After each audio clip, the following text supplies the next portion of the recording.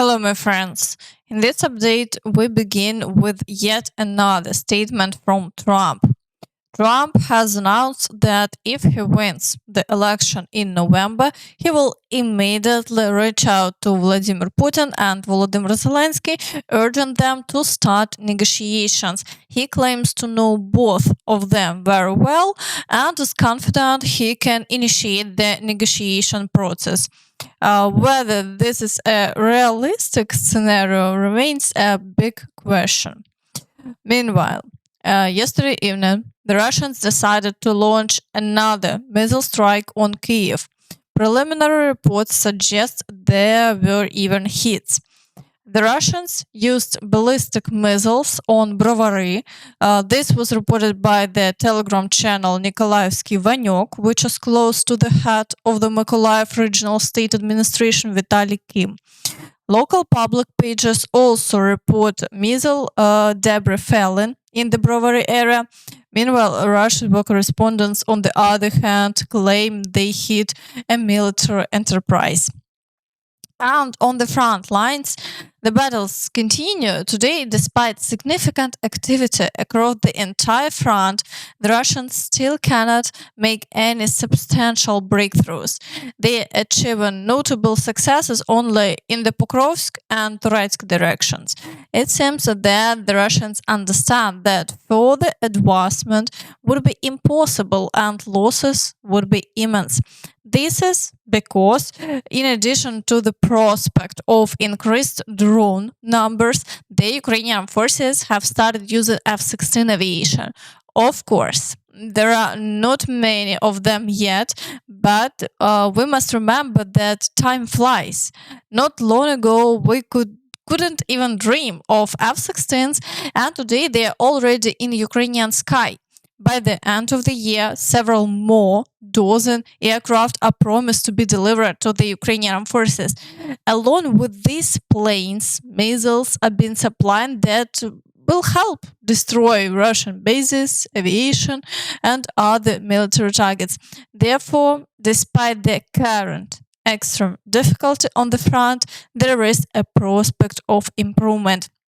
This is why the Russians are trying to capture as much territory as possible with their current forces, because in the future they will be the ones pushing for negotiations to prevent the Ukrainian forces from liberating more Ukrainian land.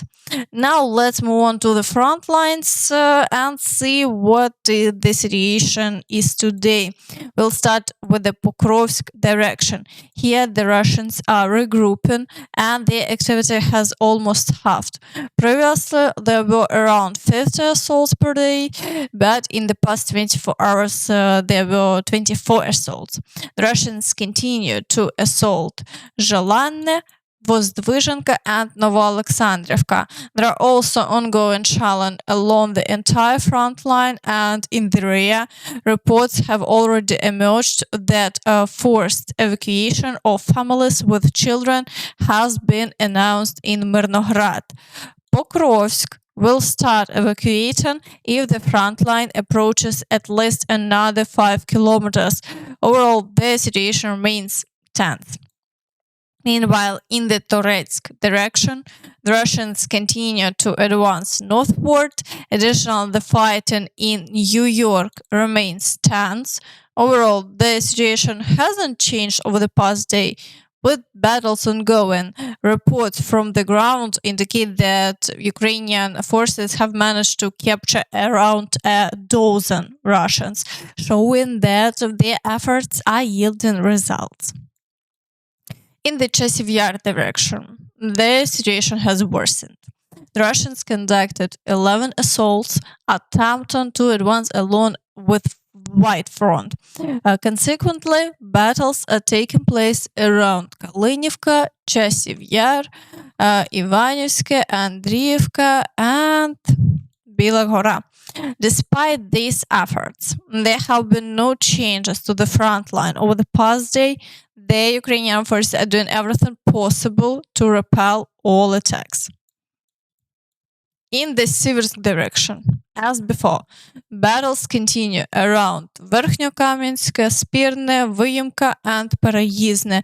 However, the Ukrainian forces are currently managing to hold the front line without any changes. In the Kreminna direction, the Russians are relentlessly engaging in combat around Nevske and Terne. In the Svatove area, the situation has stabilized. For now, the Russians haven't been able to advance and are currently conducting only shelling. South of this area, fighting continues near the village of Makivka, but these attempts have also been unsuccessful. Even when the Russians manage to reach the village, the Ukrainian forces are able to repel them, keeping their front line unchanged. In the Kupiansk direction, the Russians are attempting to assault Petropavlivka and are engaging in shelling. However, so far, the Russians have had no success and continue to amass reserves for powerful attacks. To break through to Kupiansk itself, they will need to sacrifice thousands more soldiers. In the Kharkiv direction, the Russians attempted to break through to the settlement of Lyptsi and continue to assault Hlyboke. Additionally, the battles for Vovchansk and the village of Tikhe are ongoing. Over the past day, the front line has remained unchanged as the Ukrainian forces continue to repel attacks. In the Kurakhove direction, the situation remains stable. The Russians conducted only 5 assaults over the past day and are trying to fully capture Krasnohorivka. Offensive actions are ongoing near Maximilianivka, Paraskovivka, and the village of Kostiantinivka. However, they haven't achieved any new successes and the front line remains unchanged. In the Vuhledar area, on the village of Makivka, attacks on the village of Vodiane continue, and shelling is reported along the front line, but there have been no changes so far. In the Zaporizhzhia direction, activity has significantly decreased.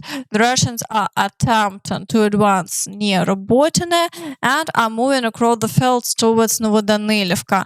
However, they carried out only one assault in each direction, which the Ukrainian forces successfully repelled, and there is currently no further activity. Shelling continues, but there are no changes to the front line. In the Kherson direction, shelling of the right bank continues without offensive actions on the left bank and the islands. The situation here has stabilized for now, so we are waiting to see how events will develop further. And that's all from me. So please don't forget to like this video, subscribe to the channel, and hit the notification bell to stay updated on all the latest news. Thank you for watching and see you next time. Bye bye.